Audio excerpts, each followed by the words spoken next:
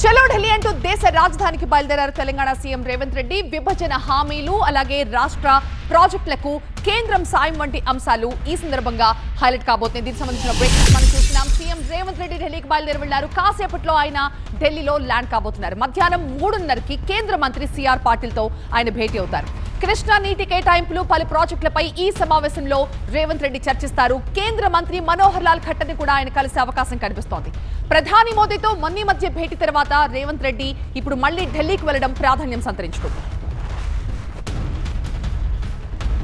మా associate editor Mahatma live లో join అవుతున్నారు. మహాత్మా, ఈసారి ఢిల్లీ టూర్ కి చాలా ప్రాధాన్యం ఉండబోతున్నట్టుగా తెలుస్తోంది. సో ఏంటి ఇవాల్టి స్కెడ్యూల్ లో రేవంత్ రెడ్డి ఎవరెవరిని కలవబోతున్నారు, ఏ అంశాలపై ప్రధానంగా చర్చించబోతున్నారు? రీసెంట్గా సీఎం రేవంత్ రెడ్డి ప్రధానమంత్రి నరేంద్ర మోదీతో భేటీ అయిన తర్వాత వెంటనే జరుగుతున్న ఇవాల్టి పర్యటన అయితే దానికి ఫాలో అప్ పర్యటనగా మనం చెప్పుకోవచ్చు. ఎందుకంటే నా బిజినెస్ కి జిఎస్టీ నోటీస్ వచ్చింది. ఇప్పుడు ఏం చేయాలో అర్థం కావట్లేదు. ఇప్పుడే ఒక జిఎస్టీ ఎక్స్పర్ట్ తో మాట్లాడు. ఇప్పటికిప్పుడు జిఎస్టీ ఎక్స్పర్ట్ అంటే ఎక్కడ దొరుకుతారు? బాస్ వాలా బీ ద బాస్. ఆ రోజు భేటీలో ప్రధాని స్వయంగా తెలంగాణ సీఎంకి ఒక రిప్రజెంటేషన్ నోట్ ఇచ్చారు.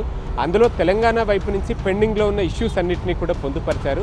సో వాటిని వెనువెంటనే క్లియర్ చేస్తూ రాష్ట్ర ప్రభుత్వం వైపు నుంచి కేంద్రం ఇవ్వడానికి సిద్ధంగా ఉన్నప్పుడు రాష్ట్ర ప్రభుత్వం వైపు నుంచి అడ్డంకులు ఉండకూడదు అన్న ఒక భావనతోటి సీఎం రేవంత్ రెడ్డి వెనువెంటనే వాటిని క్లియర్ చేసుకుని ఢిల్లీ వెళ్ళి ఆయా శాఖల మంత్రుల్ని కలవాలని చెప్పి భావించారు. అందులో భాగంగానే వాటి పర్యటన మధ్యాహ్నం 3:30 గంటలకు కేంద్ర జలశక్తి శాఖ మంత్రి సిఆర్ పాటిల్తో భేటీ కానున్నారు.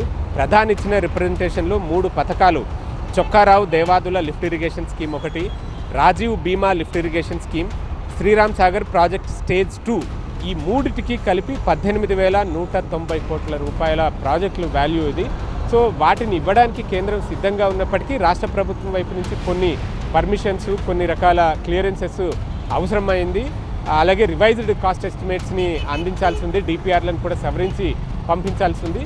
సో వాటిని త్వరితగతిన పూర్తి చేసి ఆ డాక్యుమెంట్స్ అన్ని పట్టుకుని ఇప్పుడు జలశక్తి శాఖ మంత్రి దగ్గరికి వెళ్ళి మధ్యాహ్నం 3:30 గంటలకు కలవనున్నారు. అందుకే సీఎం రేవంత్తో పాటుగా సంబంధిత శాఖ మంత్రి ఉత్తమ్ కుమార్ రెడ్డి కూడా ఆయన వెంట ఉన్నారు.